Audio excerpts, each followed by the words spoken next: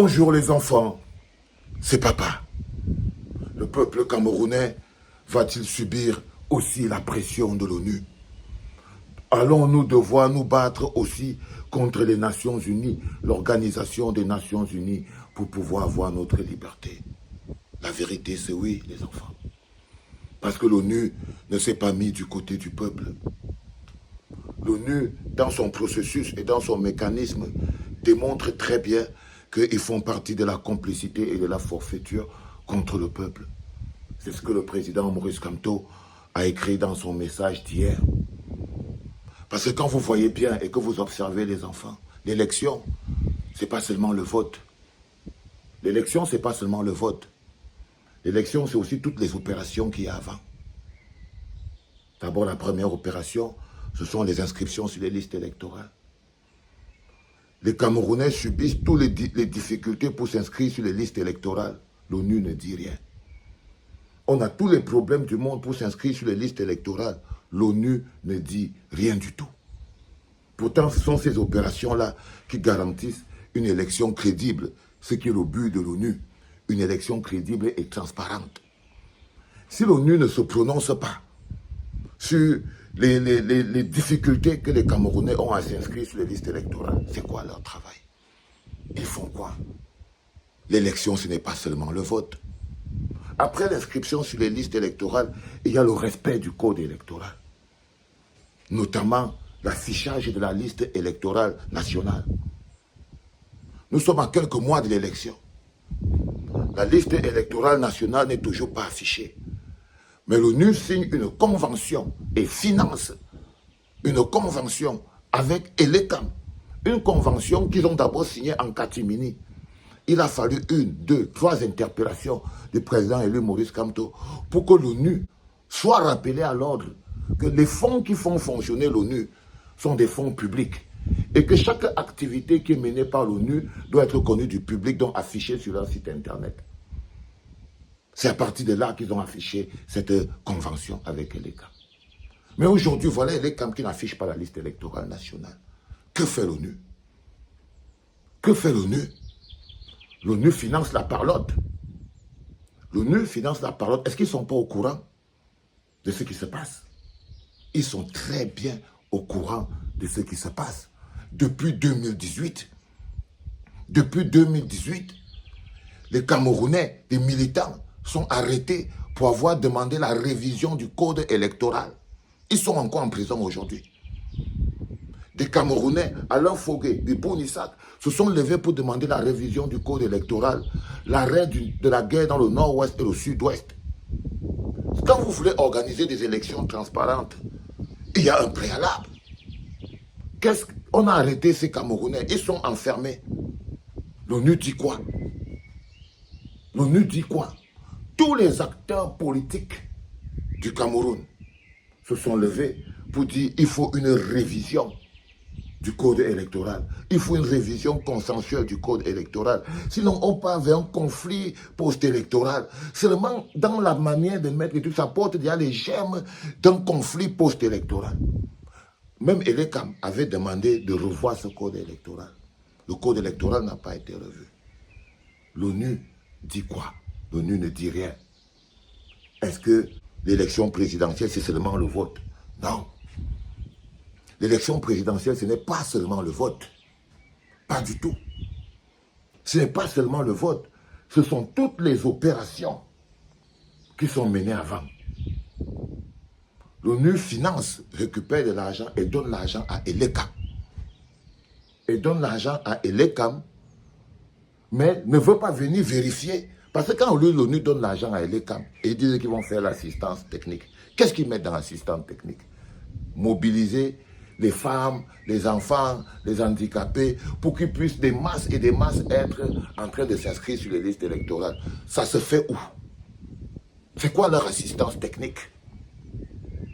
Parce qu'il y a ce travail qu'ils ont dit avant, c'est-à-dire que pour créer le contexte d'une élection stable, apaisée, la participation de tous les Camerounais, éviter les discriminations, se battre pour que les femmes, les jeunes, les handicapés puissent participer. Mais les Camerounais subissent toute forme de pression.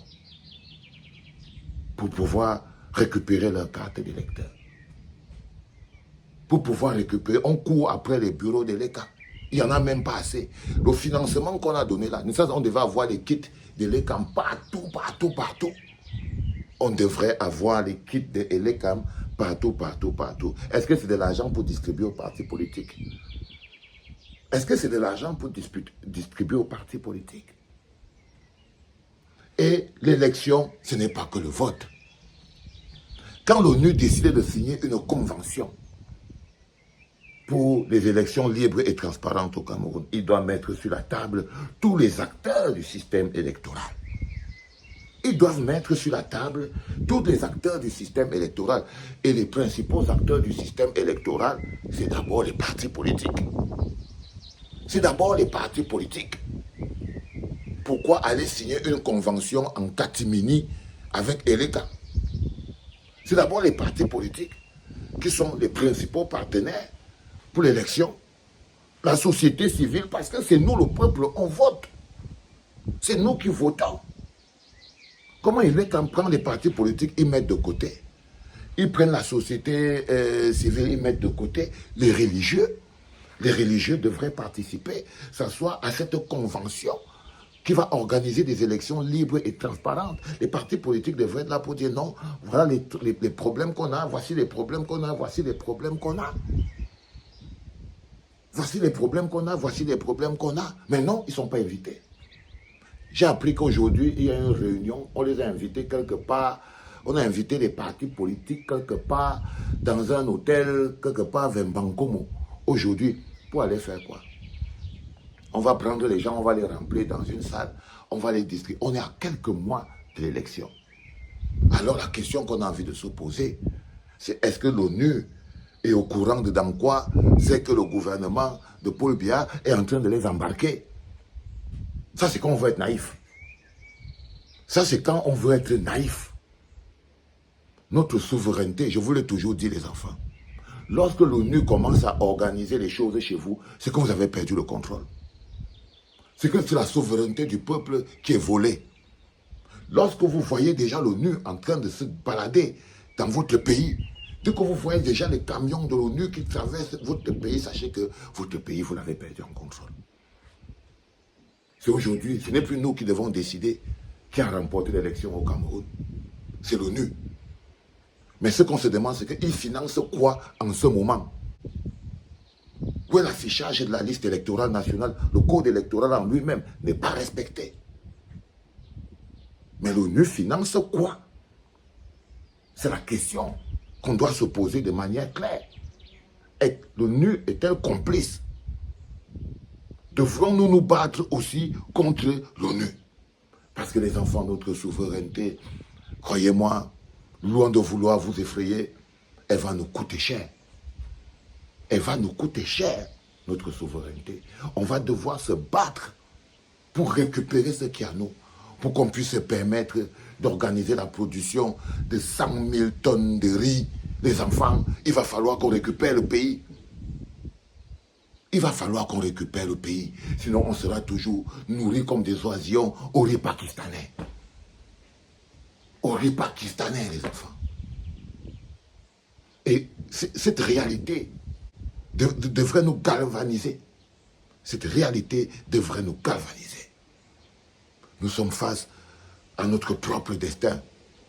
Et l'Organisation des Nations Unies nous font comprendre que c'est contre la communauté internationale même là qu'on va devoir se dresser pour récupérer ce qui est à nous.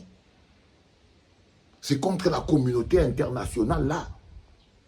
Parce que si Paul Biya aussi fait 42 ans de pouvoir au Cameroun, ce n'est pas seulement parce que les Camerounais dormaient. Non, croyez-moi, les enfants.